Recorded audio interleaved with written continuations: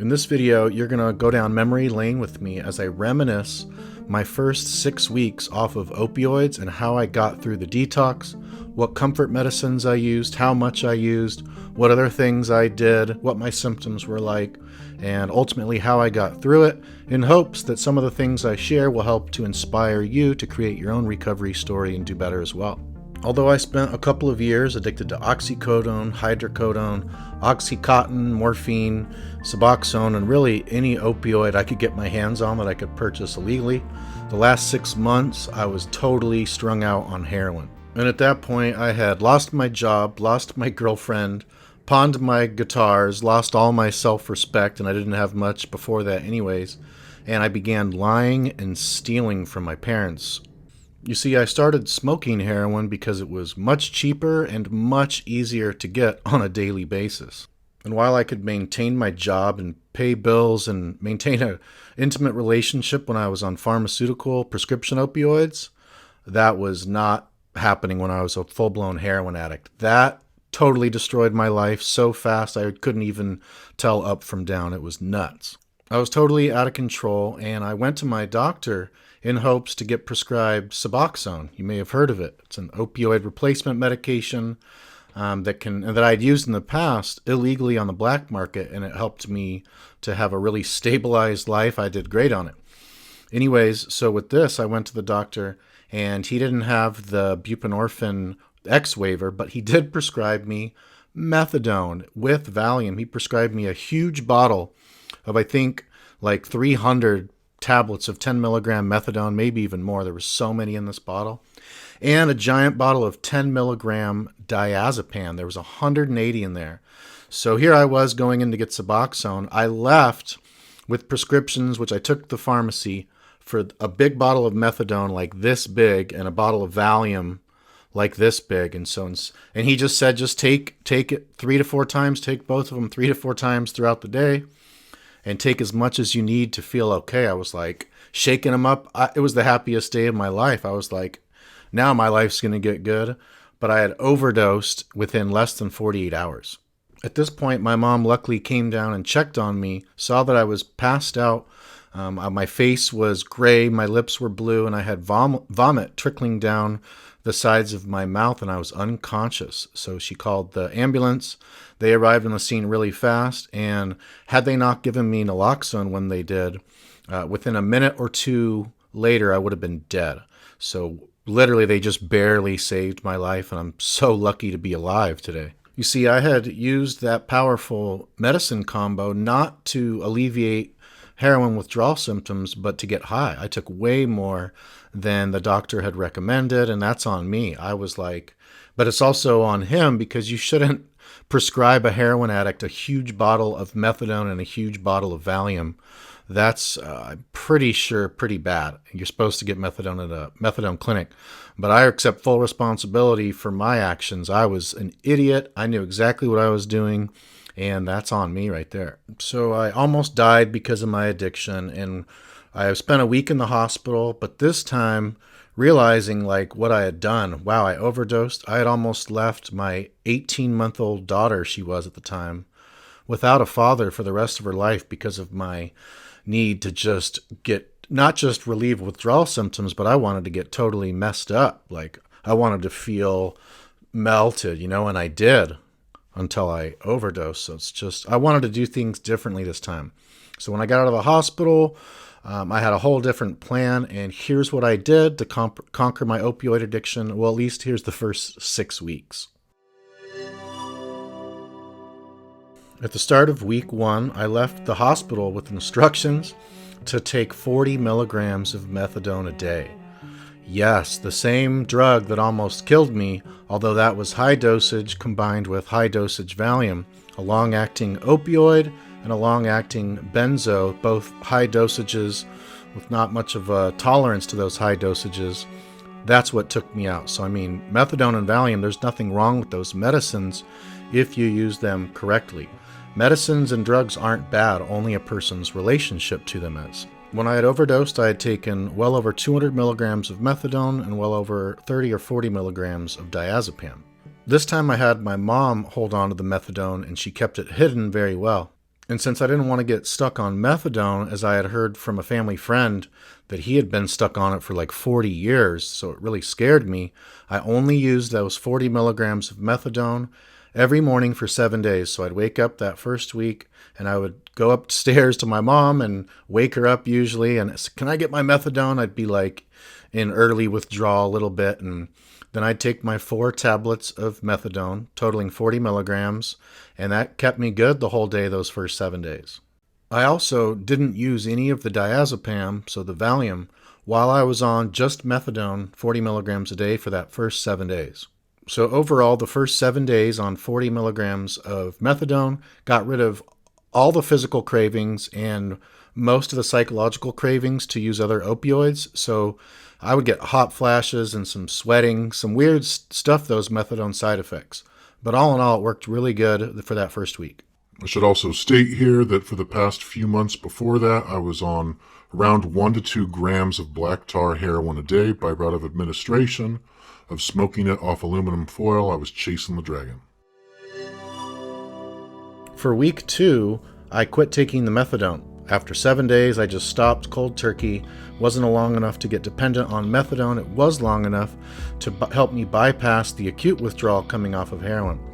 So I did switch over to Valium at this point and loperamide HCl. That's the generic for Imodium AD, an antidiarrheal that's an opioid agonist on the myenteric plexus of the large intestine. So the Valium was a really good sedative for anxiety, insomnia, restless legs, and even for appetite and depression a little bit. But the loperamide was like an opioid for the stomach that didn't get me opioids in my brain. So it was a very good combination. These are also the 2 main ingredients in something called the Thomas recipe for opioid withdrawal, which is really helpful for a lot of people as well. So for week 2, I used about 30 milligrams of Valium a day, maybe a little more on some days, which was divided into 3 doses, morning, noon, and night.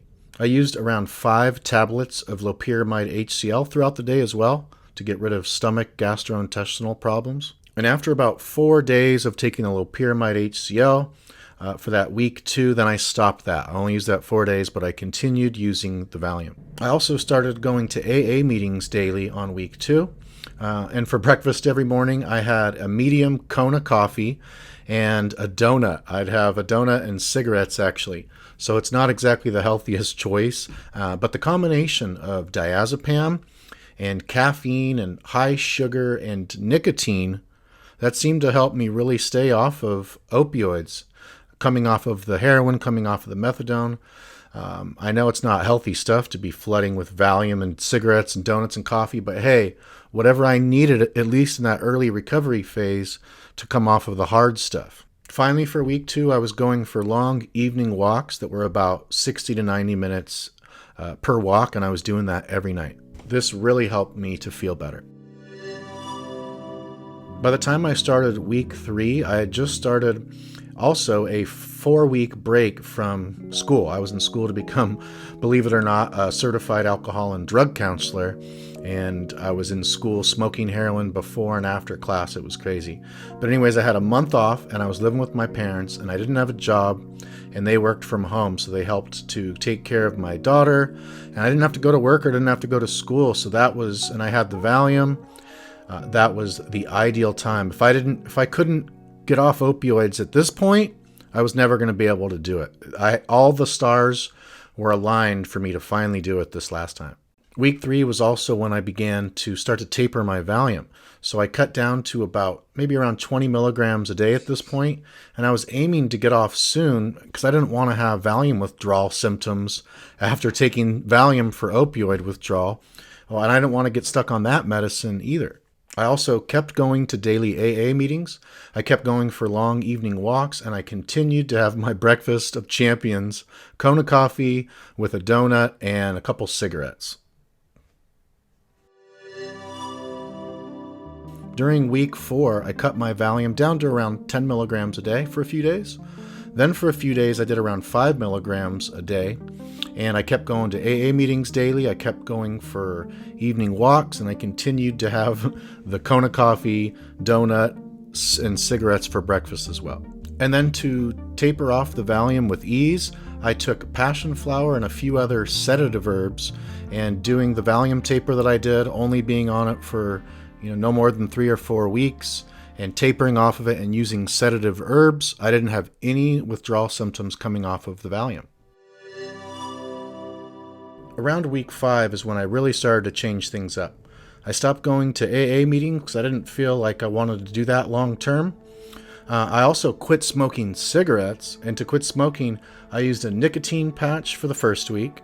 Then I used nicotine gum for a few days, and then I started to roll and smoke my own herbal cigarettes composed of lobelia, mullein, and spearmint. Lobelia is a nicotine agonist and antagonist that it's commonly known as Indian tobacco.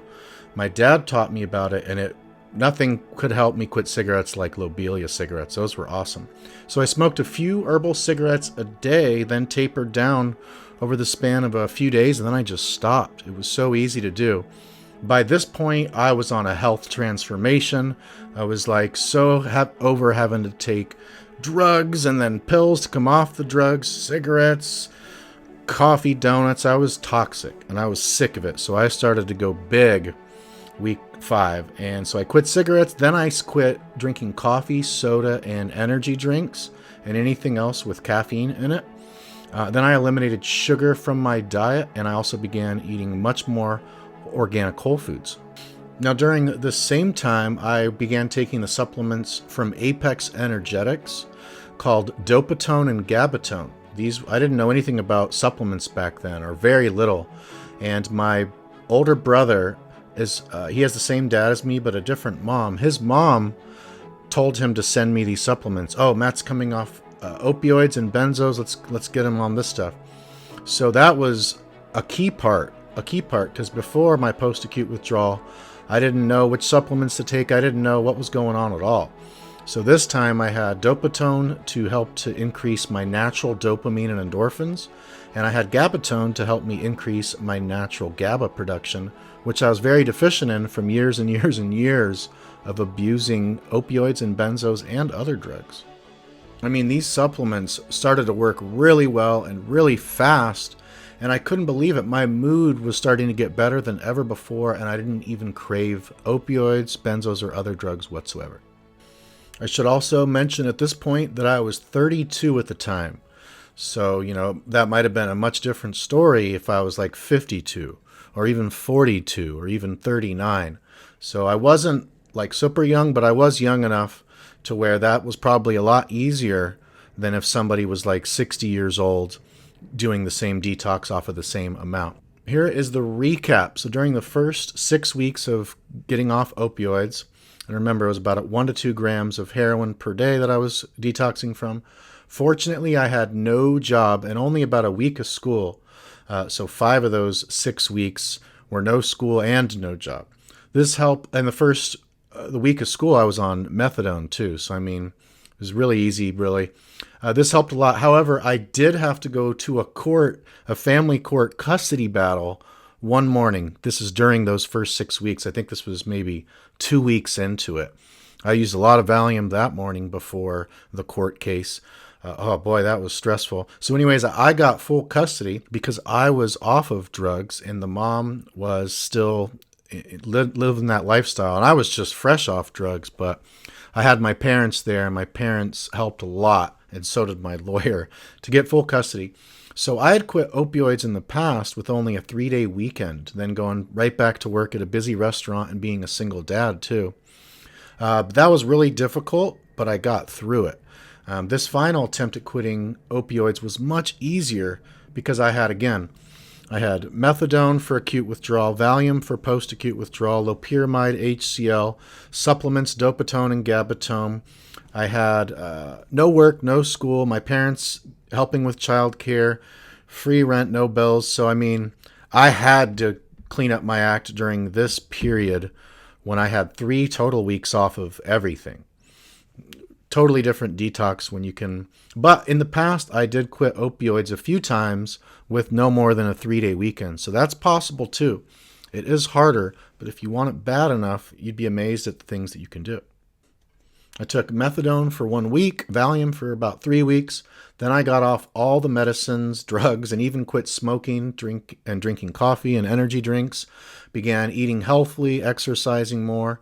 Started taking supplements to restore healthy neurotransmission in my brain, to get rid of cravings and withdrawal, which all helped to enhance my mood and eliminate drug cravings and actually feel comfortable in my own skin for a change. How about that? And the reason I was successful at quitting for good this last attempt more than 9 years ago was due to having a great combination of physical resources, that's in the forms of comfort meds, methadone, diazepam, even Imodium AD, and non-physical resources as well in the form of accountability, leverage, a support system, time off from school, no job at the time off from responsibilities, help with childcare.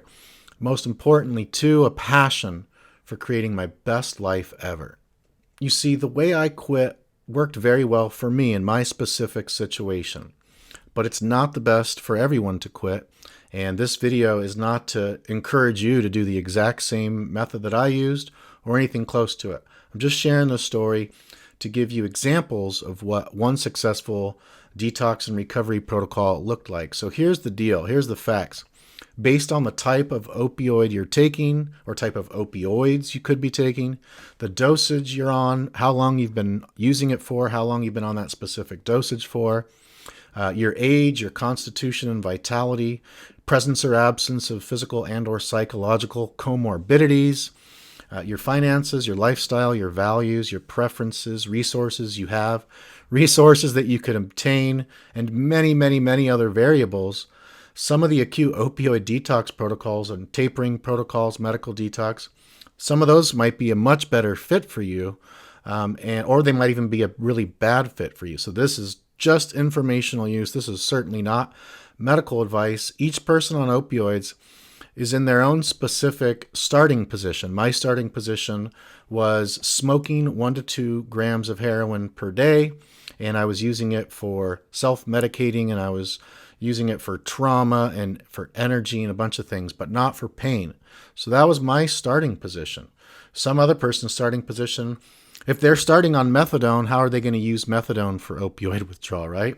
Or if they're already on benzos, how are they going to use benzos for opioid withdrawal? Or if they're on Suboxone, they're not going to use methadone for opioid withdrawal. So due to the fact that there's so many different types of opioids, whether they're short-acting, medium-acting, long-acting, sustained action, extended release, whether they're partial opioid agonists or full opioid agonists, there's a lot of different situations, very unique variables and situations. So the best thing to do is find a really great addiction medicine doctor, board certified in addiction medicine. The doctor I went to gave me a huge bottle of methadone and Valium and said, "Here, have fun." So you don't want a doctor like that. Find a board certified addiction medicine doctor if you want comfort meds for withdrawal. You certainly don't have to use medicines for withdrawal. There is a lot of sense when people say, "Oh, don't use Valium, don't use methadone, you're just going to be replacing one addiction with the other." Well, in my case, I'm glad I didn't listen to people saying that, because I didn't replace my addiction at all. I got off all substances back then, and I really believe that without the methadone and the Valium, the time off, all that, I don't know if I'd be even alive today, let alone telling you this story. So individual starting positions, I'll do a video on that in the future. I think this is plenty long for this one. I want to do some other disclaimers here, because I just have a feeling this is going to get some criticism. You know what? If you want to criticize it, fine. This is what I did. It might not even been the best way that I could have done it. I was working with what I knew, with the resources that I had, with my situation. People work with what they got. People are in desperate situations when they're stuck on opioids, other substances. So a lot of people don't mind using some comfort meds short term to alleviate the most severe of the opioid withdrawal symptoms. That was certainly my preference, but that doesn't mean that I tell everyone, "Hey, you need to go use some medicines, use power." No way. Lots of people can get off with just tapering, no medicines. People can just check into a medical facility and have them do it. There are so many types of detoxing, lots of natural things that can help. Again, tapering slowly, But this was how I did it. I wanted to share in detail how I got off opioids my first 6 weeks. I feel like I did that, and so thanks so much for watching. Post a comment if you have any questions, and have a great one.